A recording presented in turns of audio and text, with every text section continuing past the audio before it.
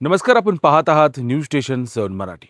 नुकतेच राष्ट्रपतींच्या हस्ते शौर्यचक्र पुरस्कार प्रदान करण्यात आलेले लेफ्टनंट कर्नल आदित्य घाटगे यांचा DHD इन्फ्राकॉन प्रायव्हेट लिमिटेड कंपनीच्या वतीनं सन्मान करण्यात आला। कंपनीचे प्रमुख दत्तात्रय देसाई यांच्या हस्ते त्यांचा हा सन्मान करण्यात आला। भारताच्या सुरक्षेसाठी आणि राष्ट्रसेवेसाठी अतुलनीय शौर्य, धाडस आणि नेतृत्व गुणाचे प्रदर्शन करत 21 पॅरा स्पेशल फोर्सेसचे लेफ्टनंट कर्नल आदित्य घाटगे यांनी उल्लेखनीय कामगिरी केली आहे। त्यांच्या या पराक्रमाची दखल घेत त्यांना राष्ट्रपतींच्या हस्ते शौर्यचक्र या प्रतिष्ठेच्या पुरस्कारानं सन्मानित करण्यात आलं आहे। लेफ्टनंट कर्नल आदित्य घाटगे हे DHD इन्फ्राकॉन प्रायव्हेट लिमिटेडचे सिनियर प्रोजेक्ट ॲडवायझर श्रीकुमार घाटगे यांचे सुपुत्र असून त्यांच्या या यशामुळे संपूर्ण DHD परिवारासह परिसरात अभिमानाचं वातावरण निर्माण झालं आहे। या गौरवशाली यशानिमित्त DHD इन्फ्राकॉन प्रायव्हेट लिमिटेडच्या वतीनं कंपनीचे प्रमुख दत्तात्रय देसाई यांच्या हस्ते लेफ्टनंट कर्नल आदित्य घाटगे यांचा सत्कार करण्यात आला। यावेळी बोलताना दत्तात्रय देसाई म्हणाले, लेफ्टनंट कर्नल आदित्य घाटगे यांनी देशसेवेसाठी दाखवलेले धैर्य, समर्पण आणि राष्ट्रनिष्ठा ही युवा पिढीसाठी प्रेरणादायी असून DHD इन्फ्राकॉनचे सिनियर प्रोजेक्ट ॲडवायझर श्रीकुमार घाटगे यांचे सुपुत्र म्हणून त्यांनी आपल्या कुटुंबाचे, संस्थेचे आणि देशाचे नाव उंचावले आहे। हा क्षण केवळ घाटगे कुटुंबासाठी नव्हे तर आपल्या सर्वांसाठीच प्रेरणादायी आणि अभिमानाचा आहे। यावेळी उपस्थितांनी लेफ्टनंट कर्नल आदित्य घाटगे यांच्या कार्याचे कौतुक करत त्यांना शुभेच्छा दिल्या। घाटगे सर यांचे चिरंजीव लेफ्टनंट कर्नल आदित्य घाटगे सर यांना जो आपल्या केंद्र सरकारतर्फे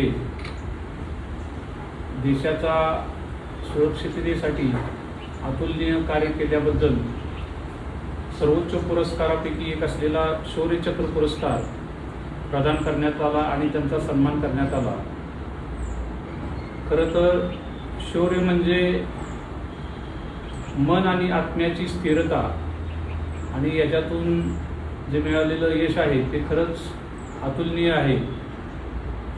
खरं तर सरांच्याबद्दल सांगायचं झालं तर सर एप्रिल 2019ला DHD परिवारामध्ये जॉईन झाले आणि त्यांची काम करण्याची चिकाटी, मेहनत इतकी जबरदस्त आहे की खरंच आम्हाला सुद्धा लाज वाटते। मी पाठीमागच्या वेळेला बेळगावच्या साईटवरती गेलो असताना एवढ्या 70 वर्षाच्या वयामध्ये त्यांनी आपले जे स्ट्रक्चर असतात त्या स्ट्रक्चरवरती जवळपास एक 6.5-7 मीटरच्या स्ट्रक्चरवरती वरती चढून जाऊन स्वतः मापं घेणं आणि त्याचं बिलिंग करणं।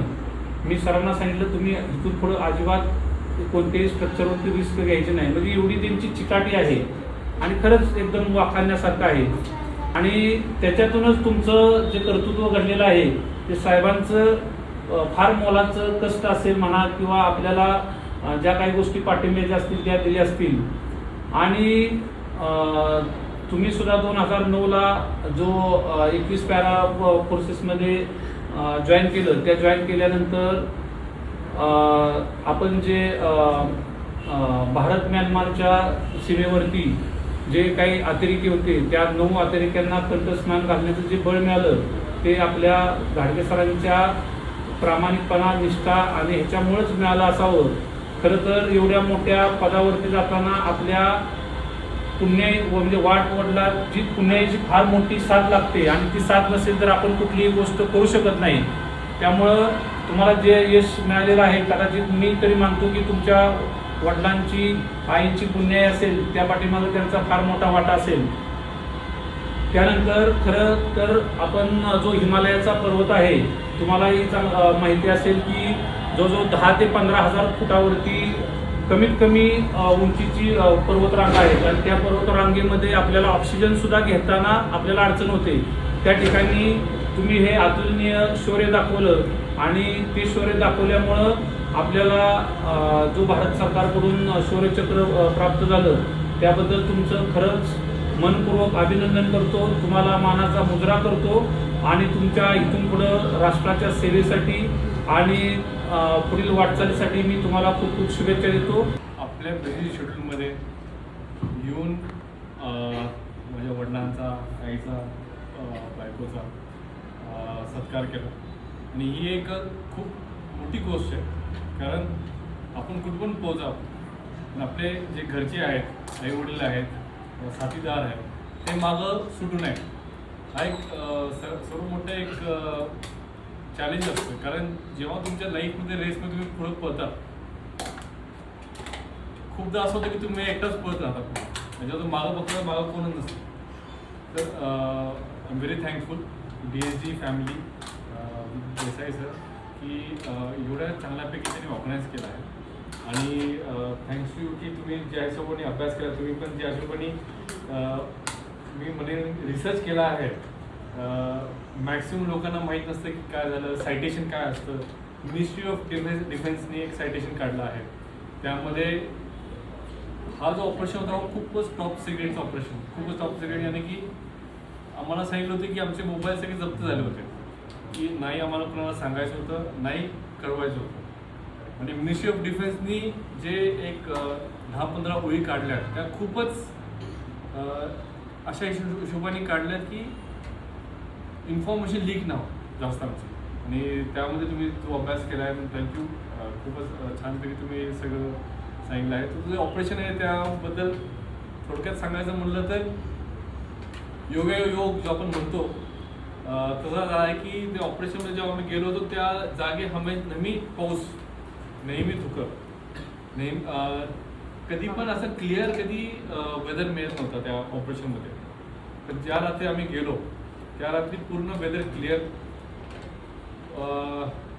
मून लाईट जी आहे आपली पूर्ण क्लिअर दिसत होती. आम्हाला ऑपरेशन करण्यात काही अडचण नाही.